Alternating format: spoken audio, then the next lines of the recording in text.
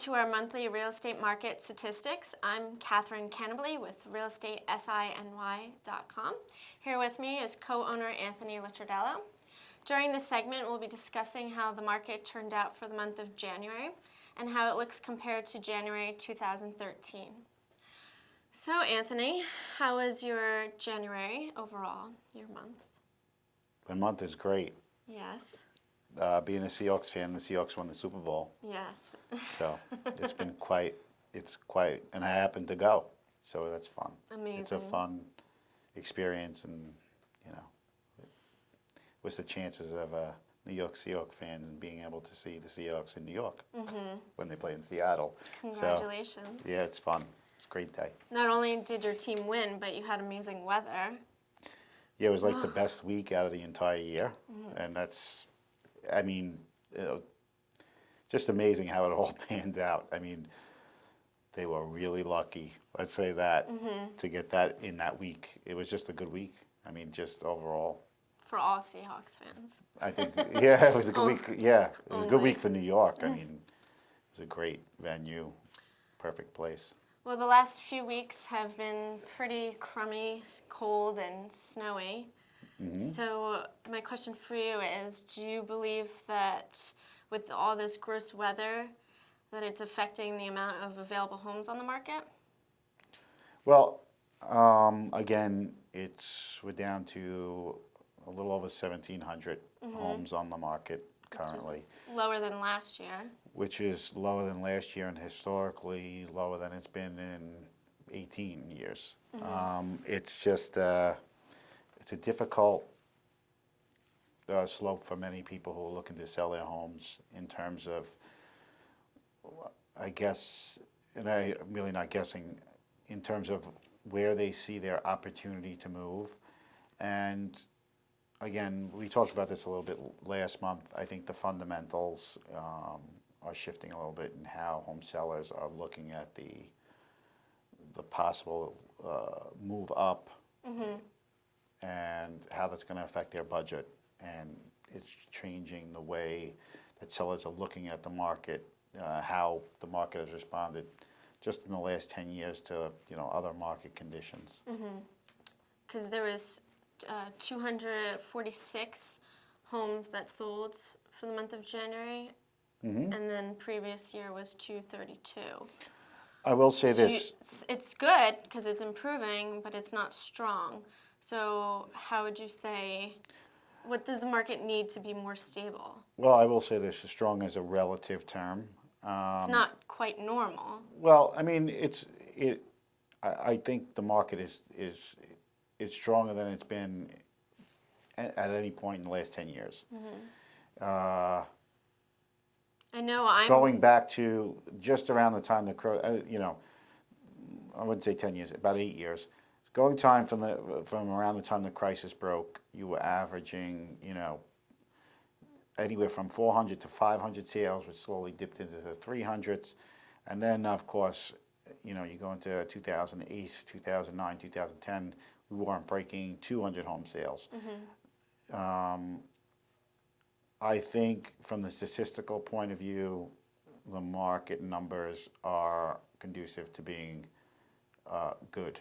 They're very good for the market. There are signs that we're definitely through the worst part of this and on the increase. Though there still are some problems. I think there's some problems with the general economy. I think the general economy, there are things that still haven't shaken out yet. I think it's a long time coming. I think it will be a long process of getting out of what we've been in, you know, through the financial crisis. And I think that homeowners, I think the one key number to make people aware of is, again, incomes are the underlying factor to an improving real estate market. Our income is increasing. How is inflation impacting incomes? These are, I mean, there's a lot of other underlying symptoms for the market. However, it is statistically and actually a better market than it has been since the crisis broke, and it continues to head in that direction. with a couple of nuances here and there, but I believe it's in the right direction for sure. Do you think that people are actually reevaluating the housing market and I think adjusting to changes? I think Or it's no one's making the correct changes? well, I think it's a new norm. I believe what happens over a period of time, you begin to establish, and I don't think the market since the crisis broke is what they call stayed at a true norm. There's like, where is the market kind of settle up at?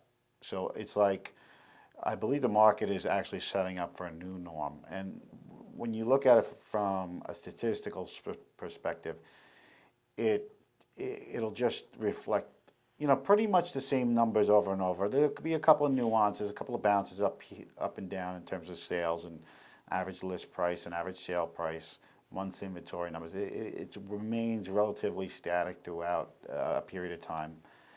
And it sounds positive when you say new norm. yeah, well, I think you could base a lot of what happens from here on what's going to happen in the future. I mean, we're kind of setting up what I call the benchmark, and then in the coming months and the coming years, I think as we come off of this, if the market improves or declines, you'll be able to see numbers based on what we see in these few months coming up. I still think there's still some systemic issues in the economy overall, which is kind of causing people not to make larger investments like home purchases. While the numbers are improving, it's nowhere near where it was, and it's nowhere near where I believe it ever should have been. This is, to me, it's a much more fundamental market, and that's where the new norm's set up. Are there still foreclosures occurring? I mean, they're still, yeah. I mean, they're occurring at a much slower pace. It's the worst of that is obviously behind us, and that's where we're able to start establishing this, what I call a new norm in the market. 250, 260 sales. I do think that the only thing that's not really set up as a new norm is the amount of available inventory. And I think now, based on what you just said, the amount of available inventory, would you say there's a builder's problem? That people are actually remodeling their homes rather than moving and... Well, here's an interesting, I don't think first of all... I feel like it's easier to remodel these days than actually get up and move. Well, it's a twofold situation. I think it's amount of how many units are possibly available in the new construction market and how much of a percentage of new homes make up the total of actual homes for sale. That's one way of looking at it. And I believe, a lot of the things that took place, and this is where kind of cause and effect relationships come in, when the city in 2005, 2006, during the first Bloomberg administration, they downzoned considerably.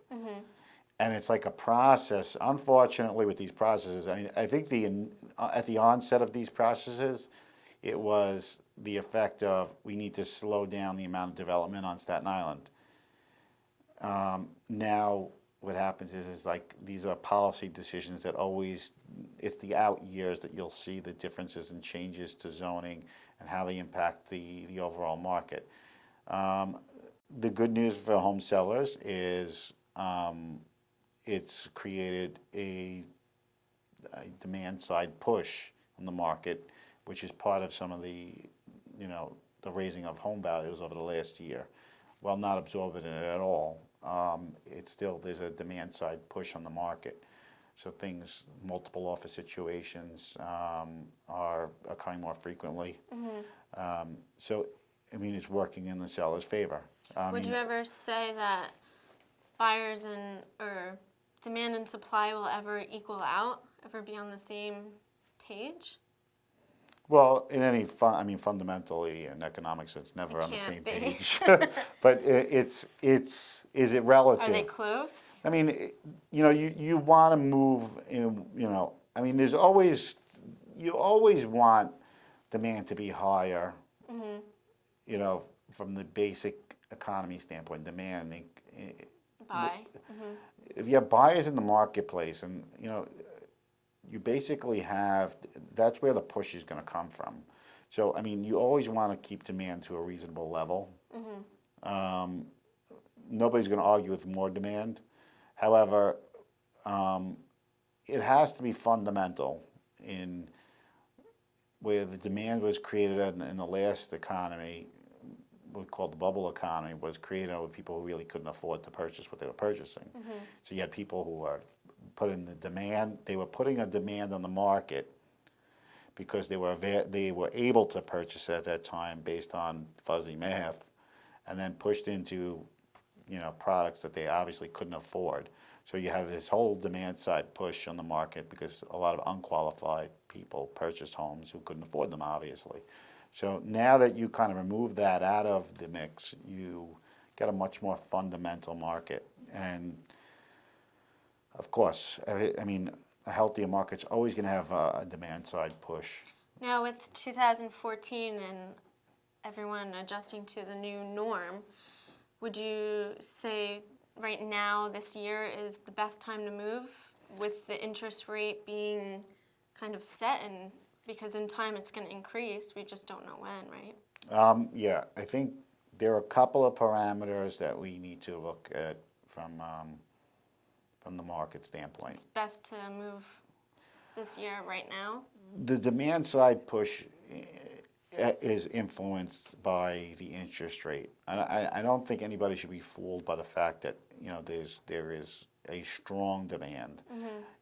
I do believe that the demand that's out there is what we call interest rate driven demand. Okay? Meaning people who feel the need to purchase based on just the interest rate alone. And how do we know this is true? Or, you always have like a test to the market.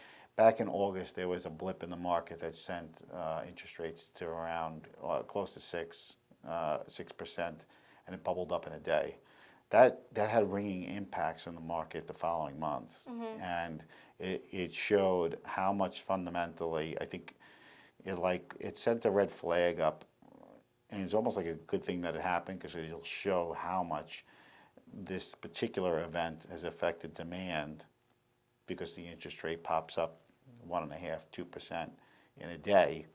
While it's a little bit of a dramatic, but it shows that there's a cause and effect relationship between the buyers and the interest rate, and that's where the demand is coming from.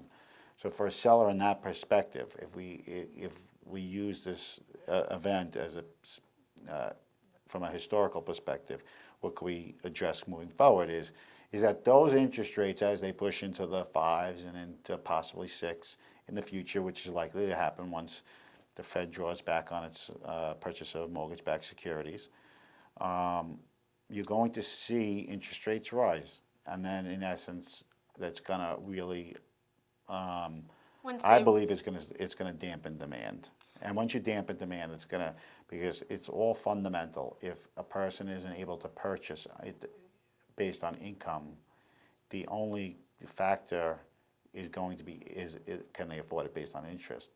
And I don't see incomes moving that quickly to supplement a hike in interest rates of 2%. So the interest rate's around 4. If it goes up to 5 and 6 in time, will it ever drop back to 4, or it'll only drop back based on the lacking demand? Well, I mean, So you know what? The interest rate, is it based off of the demand? Neither.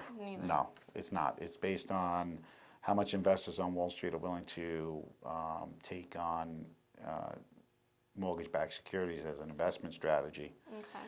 Right now, I mean, so interest rates are fundamentally low because the Fed is purchasing them, creating what they call an artificial demand. So meaning it's keeping bond prices higher, yields lower. So it's kind of it's really not a fundamental interest rate.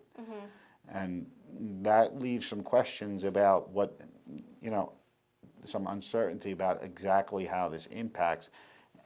a lot of things that's happened unprecedented in history. I mean, from a fiscal standpoint, we have to see how that impacts the market moving forward. But you have to look at it in terms of how is the investors on Wall Street going to see mortgage-backed securities once this program ends. And there's some people out there who should never end it. And that's going to determine yields are based on risk. And let's face it, the Wall Street investor has to see that they're purchasing mortgage-backed securities as a low risk type of investment, or at least a moderate risk investment. If Wall Street sees these mortgage-backed securities as being still a high risk investment, that there's going to be defaults in the market, you could send rates extremely high depending on how well. We just don't know when this can occur. We just don't know when. It's like it's like a little bit of an IV tube, and you're kind of saying, well, we have the medicine going in, and we're going to have to see what happens once we take you off. And it leaves some fundamental concerns about the overall economy once that begins to happen. Okay. Obviously, it wasn't ready the last time when they made the announcement because of the way the market reacted. So the question becomes, how much risk can Wall Street's willing to get back into mortgage-backed securities as being a good investment? Fundamentally, I do think that the loan criteria now would suggest that it's a much more stable investment for Wall Street. However, I do believe that we'll see. Well, it's a wait and see with that. What advice would you give our viewers for upcoming months? It's all fundamental. It's I do. The parameters for move. So many people make so many assessments as to timing their move financially. Ultimately, they're subject to. I always says the only way you're really going to benefit is if you move into a tent, because you're always subject to the market wherever you're going, unless it's really, really far away. Where the market fundamentals are completely different. You're buying in and selling in the market that you're in. So I think fundamentally a seller has to ask themselves, or someone who's looking to move up, is my living situation comfortable? I can't see people believing that they should sacrifice quality of life for the sake of trying to time the market. And I don't think people, it's one of the things that I sometimes don't quite understand about, the real estate move up or move down, is that most of the time, the timing is always the worst timing. It's after the options have left them is when things become more apparent to do. And a lot of people don't kind of look at leave themselves with multiple options when they say, oh, well, this house is just too small now. And at that time, a lot of their other options are gone. So I think it's important to understand, what are my options in front of me? What are some of the fundamentals? You can only play the fundamentals that are in front of you. From a selling perspective, those fundamentals are extremely strong. Moving forward, it may not be that way.